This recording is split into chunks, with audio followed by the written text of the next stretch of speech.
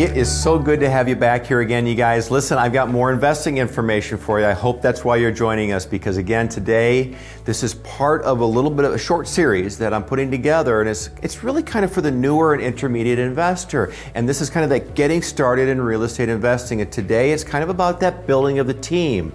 The team is everything. You want to surround yourself with super smart people. That's what I want to talk about today. I'm Mark Hulsey. I am the managing broker of Results Commercial. And Results Commercial is a commercial investment boutique firm located in Minneapolis, St. Paul, Minnesota. But you guys, today, what I'm talking about is your lender, all right? So this is all about the lender piece. And by the way, it doesn't make any difference if we're talking residential or commercial, small investor, intermediate investor, advanced investor. These principles are going to hold the same, okay? You really want to understand this. It's fine if you've got your number one choice, your number one banker that you want to go to, okay? But when we start looking and shopping for the best debt, all right, we need to put a loan in place. And so that's what we're putting debt in place. And we're going out and we're talking with lenders on who can do this. Now, some of you hear about hard money lenders, right? Oftentimes short-term, high interest. Be very, very careful when it comes to hard money. And then we get into traditional banking, traditional lending, conventional lending. We do a lot of SBA work in our regular commercial practice, but when it comes to investing, not SBA so much, because SBA is all about owner-occupied, but we talk about conventional loans. And so most of the clients that we work with who are investors, they're going in with 20% or 30% or 40% or more on a down payment, and then they're putting in place some debt. A 20%, 25% down, that's a conventional loan. You've got the big banks, right? You got the giant guys that everybody knows about. And there's nothing wrong. They have their place in the marketplace. And if you can navigate the waters with the big giant lenders, great, fantastic. They can be a great resource for you. Many people say, I also want to make sure that I've got some kind of a mid-level, all right? Just so I have different resources available for my own personal and professional banking relationships.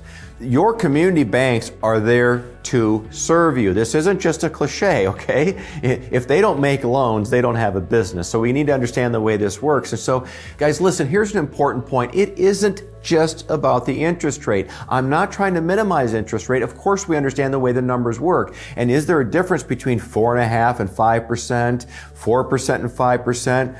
3.5% or 5%? Of course there is. All right, that 1 point different, half point different, quarter point different matters. But I'll tell you what, there's some people that get so hung up on shopping a quarter of or eighth of a point, and instead what they're doing is they're blowing a good relationship.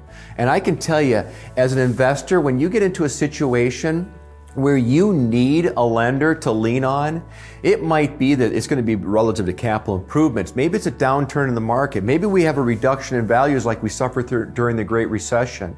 And suddenly, that portfolio that was doing so well isn't doing quite so well anymore. Maybe, who knows, maybe it's in a worse case, you're even getting a little bit upside down. I can't tell you how important it is to have those good lending relationships at that time. These are the bankers that we need to be able to go to and sit down and go, listen, here's the deal. I need your help today. I really need your help. I've got a problem with my taxes. I've got a problem with that roof. My parking lot is falling apart. And my cash flow right now is not doing real well. Lender, I need your help.